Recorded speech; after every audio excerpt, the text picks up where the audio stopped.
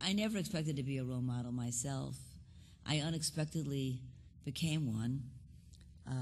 Actually, I think that girl was really the role model.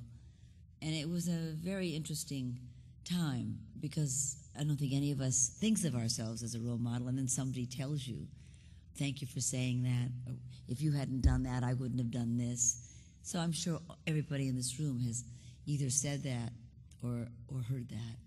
And when I was doing That Girl in the beginning, we got a lot of mail doing that show. I was getting up to 2,500, 3,000 letters a week. And they weren't just requests for pictures. They were really interesting letters. A young girl wrote in, 16 years old, 17 years old, and she said, I'm pregnant and I can't tell my parents. Where can I go?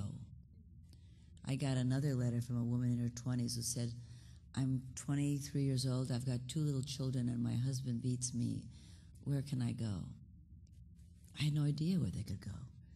So my secretaries and I started calling the cities that they came from to find out, well, where does a girl go that's 17 and pregnant and has no one to tell? Where does a woman in her 20s whose husband hits her and is frightened for her life and her children, where does she go? And there weren't any places.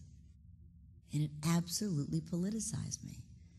I mean, imagine, these desperate females were writing me, a total stranger. Well, actually, a fictitious character. They weren't even writing Marlo, they were writing Anne-Marie. They trusted her, and they were asking her, through me, for advice. And I did not know what to do. It totally politicized me and made me a part of the women's movement.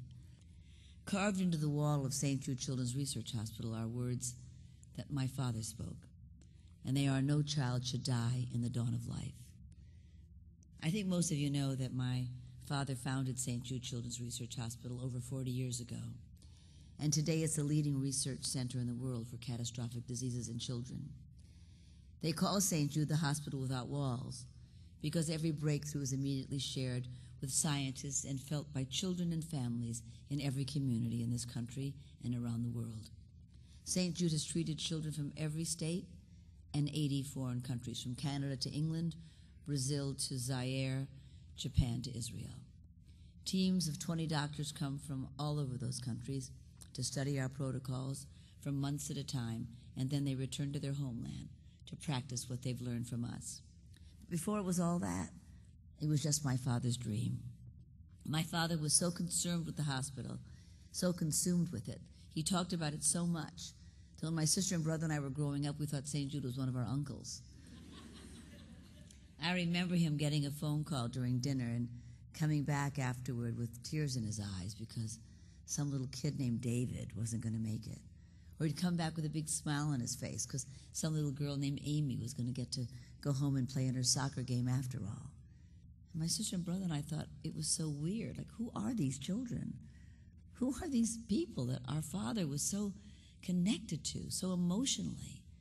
Who was this other family? I think we were a little jealous, too.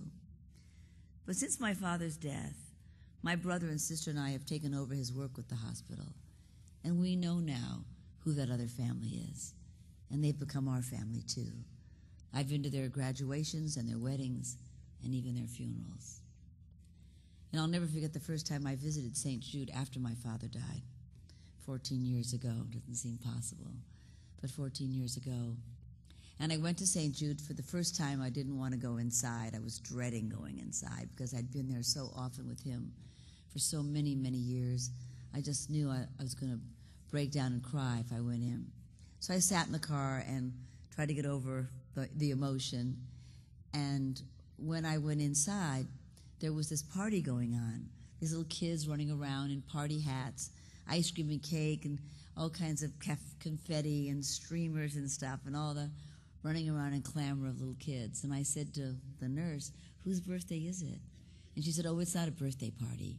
It's an off-chemo party. It so touched me. And I thought, you know, this is a place where my father's spirit lives. My father will always be here, and I will always be able to visit his spirit and embrace and be embraced by it.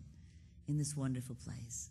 All these children, the parents, the grandparents, deriving strength from this one child's turn for the better. Every parent and grandparent in the room holding their breath and feeling some confidence and hope that if this little kid made it, maybe their beloved child would too. Because my father believed that no child should die in the dawn of life, he spent a great deal of his life founding, building, and maintaining St. Jude so that he could make those words come true. No child should die in the dawn of life. But the meaning of those words extend beyond the hospital. With children all over the world exposed to war and the threat of war, with too much terrorism and not enough tolerance, I think these words speak volumes about the peace that we all pray for in an uneasy world. And these words remind us, too, that we must teach young people not to hate. We must teach them peace and love, compassion and understanding, teach them to be less confrontational and more conversational. We must teach them about respect for race and gender, religion and background. And as someone who's always been encouraged to run her own race, the words "no child should die in the dawn of life" also means never taking away the hopes and dreams of a young girl or boy. We have to all remember that we are role models to someone out there, someone who will carry our words with them. And those words that we give them can inspire them and they can motivate them. They can breed confidence and self-assurance. They can give life to actions and lead to accomplishments. Choose to do something just for yourself. We take care of everybody, you know, we women. Take care of our kids, our elderly parents, our girlfriends, and let's face it, our husbands. But the one person that we usually don't have time to take care of is ourselves. And this isn't just my opinion. I read about this all the time in medical journals. Women do not take care of their own health the way they take care of their children. And do something for yourself, too. And by that, I don't mean exercise and eat well and get your regular checkups. You must be doing that anyway. But I also mean that you should do something that makes you feel good. It's okay, you know, to be selfish once in a while. You get a manicure and a pedicure, play golf, have a massage, go to Neiman Marcus, buy yourself a new outfit or a new pair of black shoes, because you and I know you cannot ever have enough pairs of black shoes. We women work hard. We deserve it. So thank you very much for inviting me to your conference, and I hope that your lives are filled with many, many loving and right words. Thank you. Thank you.